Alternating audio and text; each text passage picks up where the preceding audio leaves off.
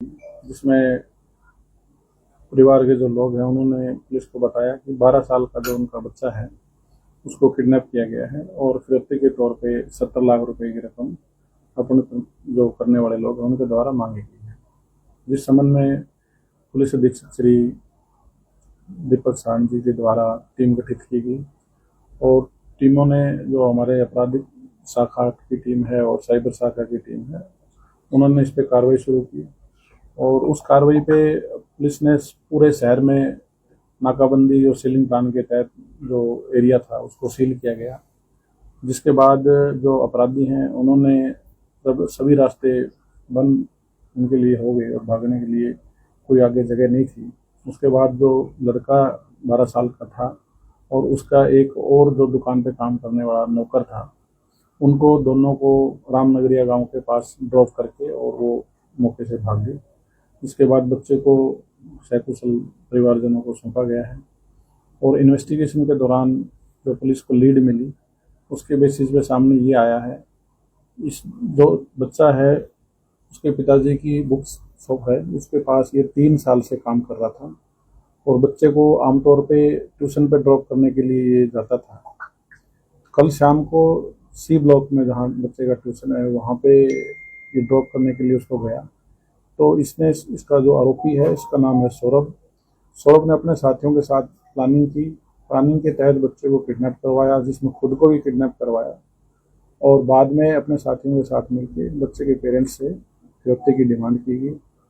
जब इंटरोगेशन में चीज़ें डिस्क्लोज हुई हैं उसके बेसिस पे सौरभ को पुलिस हिरासत में लेकर के अरेस्ट किया गया है। उसके साथियों की तलाश अभी जारी है। कितने लोग इन्वॉल्व थे इसमें अब तक की इन्वेस्टिगेशन के आधार पर 4 लोगों की इन्वॉल्वमेंट सामने आई है, जिसमें से 3 लोग अभी फरार हैं और एक आरोपी को गिरफ्तार किया गया। आइडेंटिफाई हुए? आइडेंटिफिकेशन पुलिस के पास हो चुकी है। सर लोकली है या बाहर है बाकी 3 लोग? अभी तक का जो एड्रेस हमारे पास अपडेट है वो लोकल एड्रेस है। सर ये जो प्लानिंग कब तैयार हुई है सर? पिछले करीब 10 दिन से ये लोग प्लानिंग में थे, तो जिसको कल इन्होंने एग्जीक्यूट किया है। सर प्राइमरी जांच में क्या पाया गया है? कितने पढ़े लिखे हैं, कैसी प्रोफाइल है? जो 3 लोग फरार हैं वो भी और जो ये रहते हैं? पढ़े लिखे ज़्यादा नहीं है और काम करने वाले लेबर क्लास लोग काम करने वाले लोग हैं, जिसमें से जो सौरभ है ये भी बुक शॉप पे ही पिछले 3 साल से काम कर रहा था। सर ये सूचना आपने को सूचना कब मिली फोन पे इन्होंने? हमें करीब जैसे ही परिवार वालों के पास कॉल आया तो करीब 5:30 बजे के आसपास परिवार के लोगों ने पुलिस को सूचित किया था, जिसके बेसिस पे हमने सीक्रेट जो टीमें कॉन्स्टिट्यूट की गई और उनकी टीमों के आधार पर हमने आगे कार्रवाई शुरू राउंड अप किए गए। कितने बजे अपने मतलब किस समय अपने बच्चे को बरामद कर लिया? करीब 4 घंटे के अंदर ही पुलिस की टीम ने बच्चे को सकुशल बरामद कर लिया था और इसको पुलिस की बड़ी अच्छी उपलब्धि हम मानते हैं और आगे भी पुलिस की टीमें इस पे काम कर रही हैं लगातार। जल्द ही अन्य आरोपियों को भी पकड़ा जाएगा। अभी तक कोई वेपन तो नहीं इससे रिकवर हुआ सौरभ से, बाकी इसके साथियों के भी तलाश जारी है, उनसे इन्वेस्टिगेशन में आगे कुछ चीजें। जो राउंड अप किया गया उसका बैकग्राउंड क्या है? क्रिमिनल है या नहीं?